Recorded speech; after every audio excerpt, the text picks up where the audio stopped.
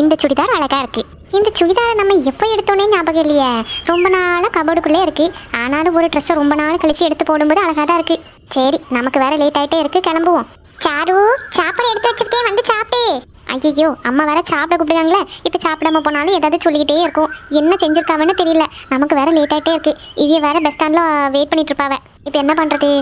சரி, எது வச்சிருக்காலும் ஒன்றா ரெண்டா தூக்கி வாயில் போட்டு ஓடுவோம். சாரு, ரெடி ஆகிட்டு இருக்கேம்மா, என்ன பாரு.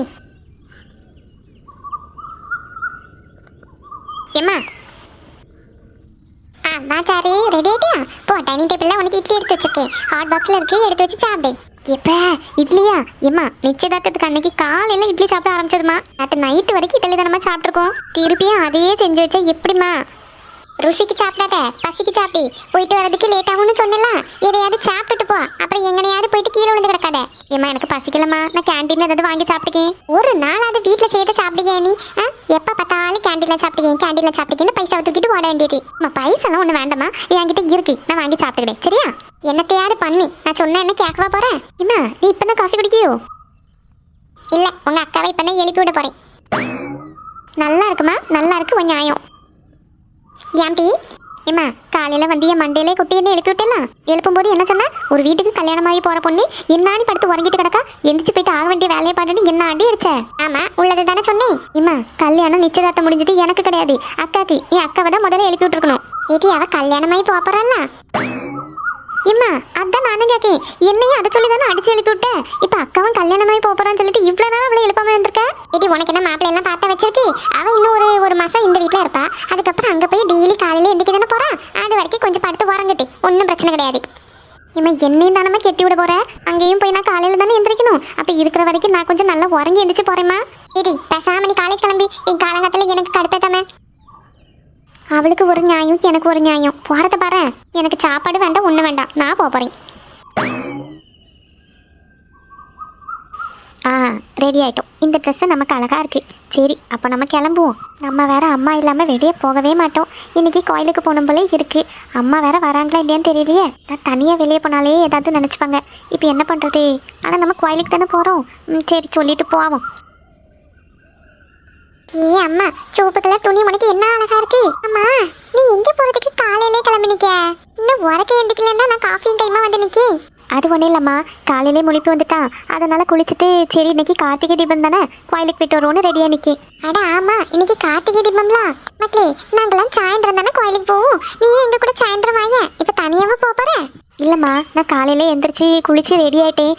இங்கே பக்கத்தில் இருக்க கோயிலுக்கு தாம்மா போகிறேன், போயிட்டு வந்துடுவேன். அப்படியா? சரி சரி, அப்போ இந்த காஃபியை குடிச்சிட்டு போயிட்டு வா.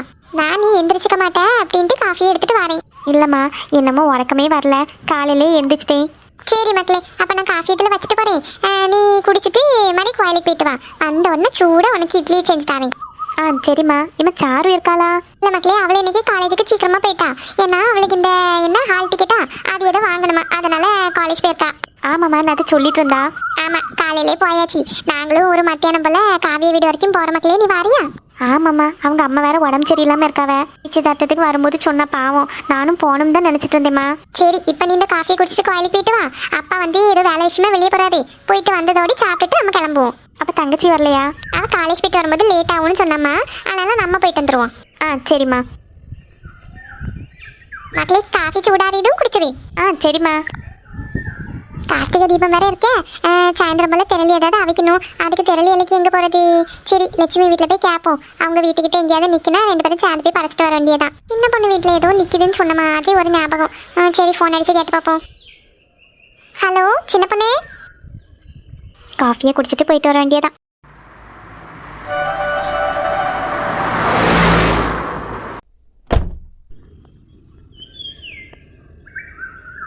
சுமதி, எவ்வளவு நேரம் தான் ஊரை சுத்தி பார்த்துட்டே இருப்ப? நம்ம ஊரை எவ்வளவு வாட்டி சுத்தி பார்த்தாலும் போதும்னு தோணாது. நம்ம ஊருக்குள்ள காலையில 5:30 மணிக்கு வந்தாச்சு. இப்போ மணி எத்தனை தெரியுமா? 8 மணி ஆகுது. இன்னமும் நீ ஊரை சுத்தி பார்த்துட்டு இருக்க? அவ்வளோதாங்க, முடிஞ்சது. இனிமே நம்ம வீட்டுக்கு போகலாம். இந்த ஆத்தை பார்க்கணும்னு தோணுச்சு, அதனால தான் வந்தேன். பார்த்துட்டியா? போமா. போவங்க.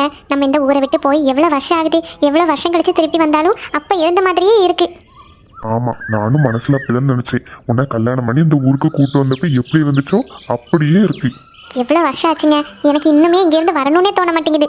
சுமதி, நம்ம இன்னும் கொஞ்ச நாள் இங்கே தானே இருக்க போறோம். வா, நம்ம வீட்டுக்கு போய் ஃப்ரெஷ் ஆயிட்டு கோயிலுக்கு போயிட்டு வருவோம். ஆமாங்க, நான் சொல்லணும்னு நினைச்சேன், கோவிலுக்கு வேற போகல. எங்க வீடு இவ்வளவு நாளா அடைச்சே போட்டிருக்கு, தூசி பிடிச்சிருக்காதா? இல்ல சுமதி, அதெல்லாம் க்ளீன் பண்ணிருப்பாவ. நம்ம வீட்டுக்கிட்ட ஒரு அக்கா இருந்தாங்கல்ல, அந்த அக்கா இப்பவும் அங்கதான் இருக்காவலாம். அதனால 2 வாரத்துக்கு ஒருக்க வீடை திறந்து க்ளீன் பண்ணுங்க அப்படின்னு சொல்லிட்டு தான் போனோம். உனக்கு ஞாபகம் இல்லையோ? ஆமாங்க, இங்க இருந்து போய் 5-6 வருஷம் ஆகுதுல, அதான் மறந்துட்டேன். நான் வரதுக்கு முன்னாடி அவங்களுக்கு ஃபோன் பண்ணி வீடை க்ளீன் பண்ணி போட சொல்லியிருக்கேன். அதனால வீடெல்லாம் நல்லா சுத்தம் பண்ணி தான் போட்டிருப்பாங்க.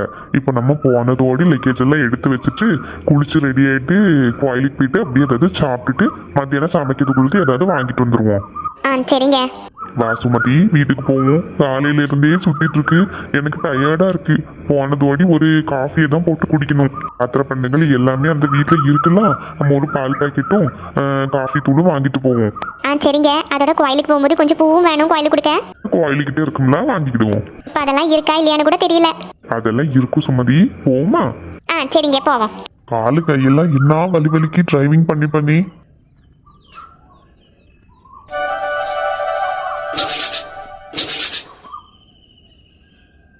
விளக்கெல்லாம் எங்கம்மா எடுத்துட்டு போற? புது விளக்கலாமா, அதனால எல்லாத்தையும் கொஞ்ச நேரம் தண்ணியில போட்டு வைக்கணும். தண்ணியில போட்டு எடுத்து வெயில வச்சோன்னு வச்சுக்கோ, சாயந்தரம் போல விளக்கு ஏற்றும் போது செம்மையா இருக்கும். அப்படியா? ஆமா பூமாரி, நீ விளக்கெல்லாம் தேய்ச்சிட்டியா?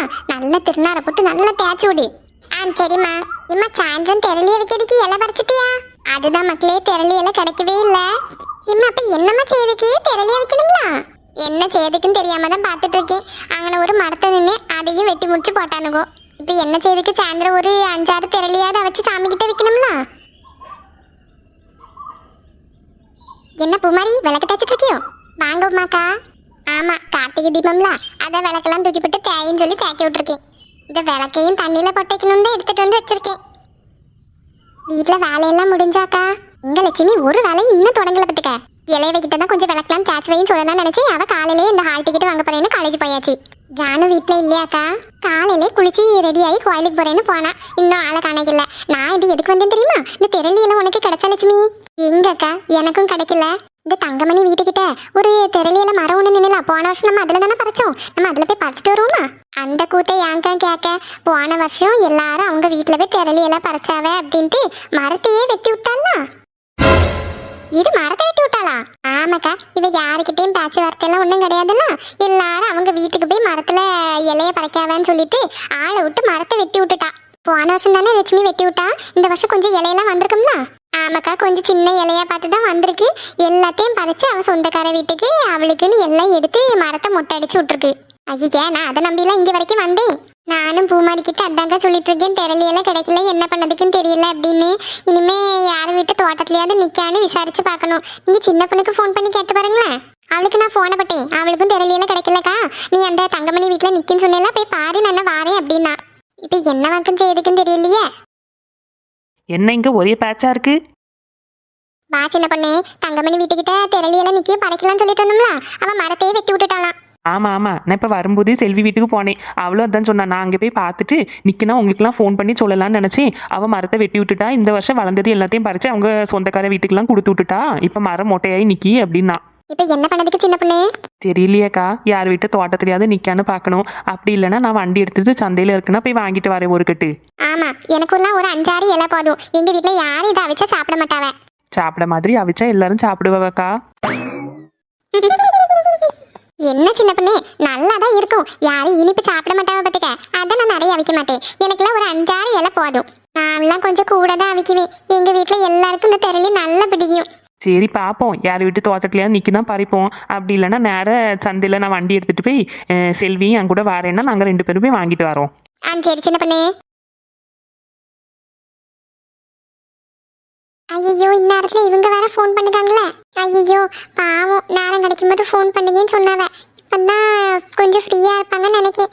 எல்லாரும் நம்மளே பார்த்துட்டு இருக்காவ. ஃபோன் எடுக்கணுமா வேண்டாமா? பூமாரி, யார் மக்களே ஃபோன்ல ரொம்ப நேரமா அடிச்சுட்டே இருக்கு, ஃபோன் எடுத்து பேசு. என்னாச்சு பூமாரி, திருன்னு முழிக்க? அது ஒன்றும் இல்லைம்மா, ஃபோனு என் ஃப்ரெண்டு தானம்மா, எடுத்து பேசு.